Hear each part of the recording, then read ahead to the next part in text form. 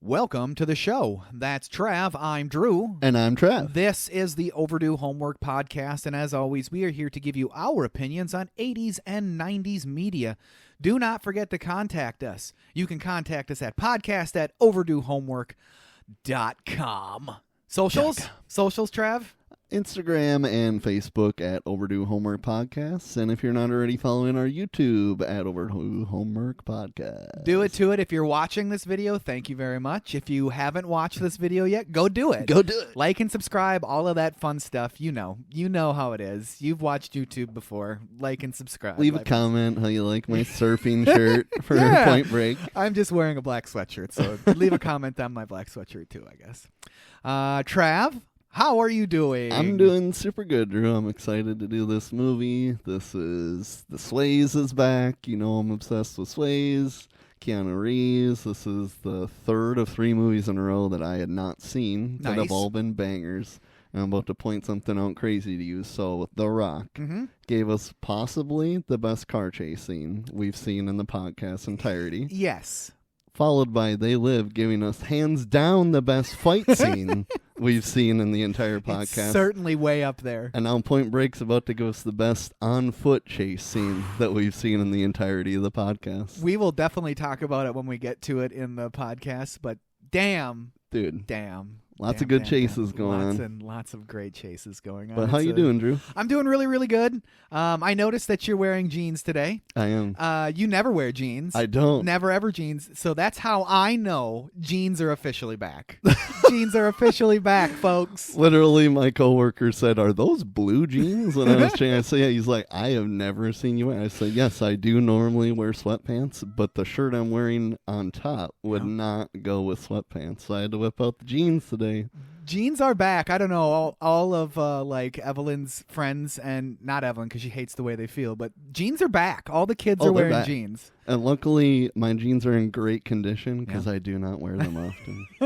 I've been wearing so I buy the same pair of jeans all the time. Sure. Levi's 527s, which is a low-rise boot cut. Yep. Been wearing the exact same 527s since like 2002. Boom. Yeah, so I mean, not the exact same pair. Okay. Right? But I just buy those. I buy the 527s. You know, back when rinse and repeat. When low-rise boot cut was in fashion. Guess what? Low-rise boot cut is back. Boom. Only had to wait 25 years practically. 25 short years later. I've been rocking the low-rise boot cut forever. And thanks to Matt Johnston for saying, you got to get yourself some low-rise boot cut in like 2002. And I'm like, done. Thank you, Levi. Thank you, Levi. I also wear Levi's. You're a great sponsor. We know you're a listener. Yeah, Levi's are where it's at.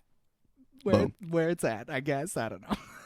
Were you ever had Lee jeans? Oh, yeah. I mean, I had Lee. I had, what was that one? Like Urban Outfitters? No, it wasn't that store, but it was some like dorky brand that I used to have. I mean, Tommy Hilfiger pants. And I when I was in high school, when painter jeans were all the rage, painter jeans with the loop and all that fun stuff, my parents got me a store credit card to it was Structure at the time in the mall, but then it became because it was Express for the ladies. Oh, sure. Structure for the men, but then it just became all Express, all whatever. So they got me a store card to Express, so I could just go in there and get jeans whenever I needed jeans to build some credit. Thanks, Tom and Roberta, for building my credit score as a teenager. But man, I was like, oh, store credit card, give me all these jeans. Give me all these jeans. Swipe. Man, and they were dark blue, or they were like completely faded, acid washed, and they were all painted jeans that just complete like tube of a leg, you know. Yeah. Oh my god. Credit card, you got it. Bloop. That's what I said every time. All right, Trav, with all of that out of the way, I used a couple of articles in preparation for this podcast. One of them was from mentalfloss.com, and that was by Sean Hutchinson, and he's contributed to this podcast before. And the other one was from Surfer Today, appropriate, and that was by Louis MP, who happens to be the founder of Surfer Today. So Great job, Louis, because there's got that little accent on the I, so it's Louis, right? Louis. Not Louis. I don't know. could be. I don't know. Of course, we are doing, this is our homework review, by the way. We are doing Point Break from 1991.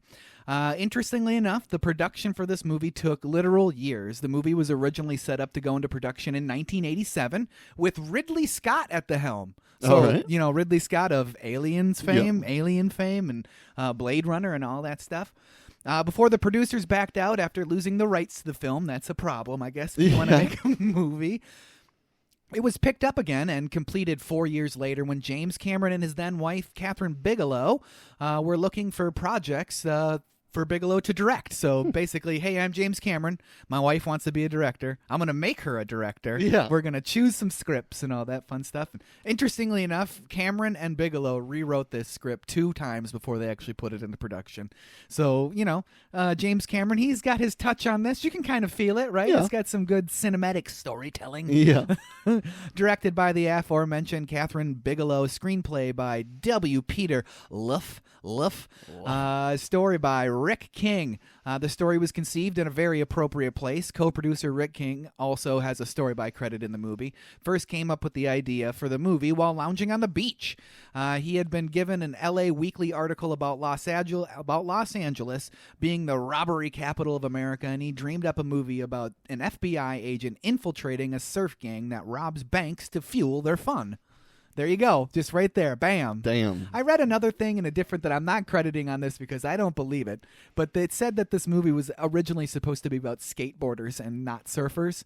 I don't believe that fact at all. Fact check out there, kids, because this article says that he came up with the idea on the beach. On the beach. Watching people surf. Not hearing skateboarders behind him. No, so, definitely not. Don't believe that one. The story also by W. Peter Liff.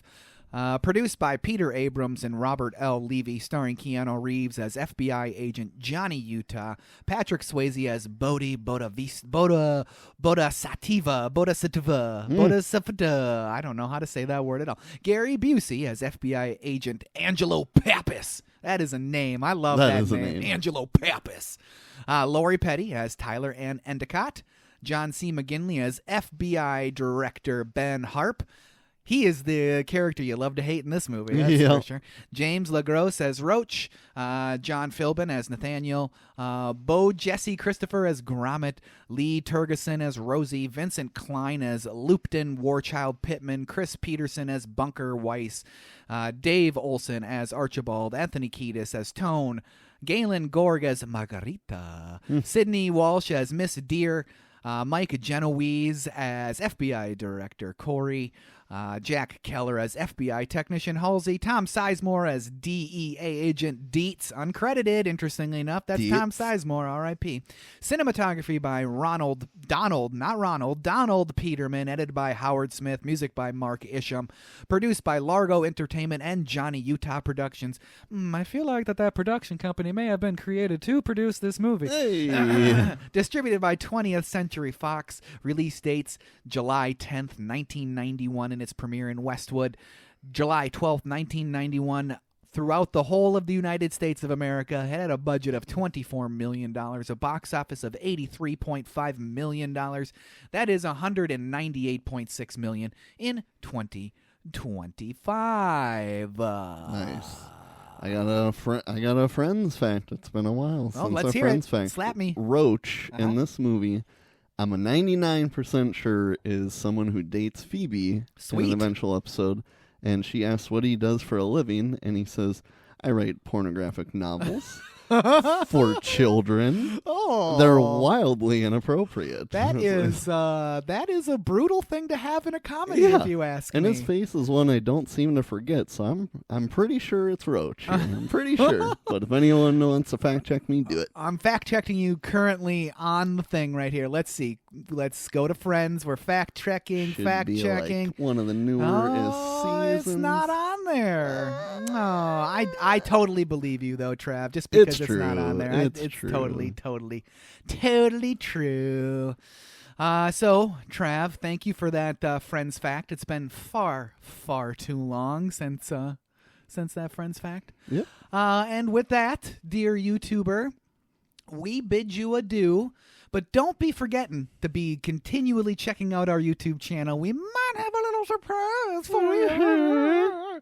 So please continue to check our YouTube channel. Like, subscribe, yada, yada, yada. It's not like I just saw that episode of Seinfeld all of a sudden. I don't know why that's at the forefront of my brain. That's like the third time I've said it in this podcast. Embargo on yada, yada, yada for the rest of the show. So see you later, YouTuber. Bye-bye. Bye.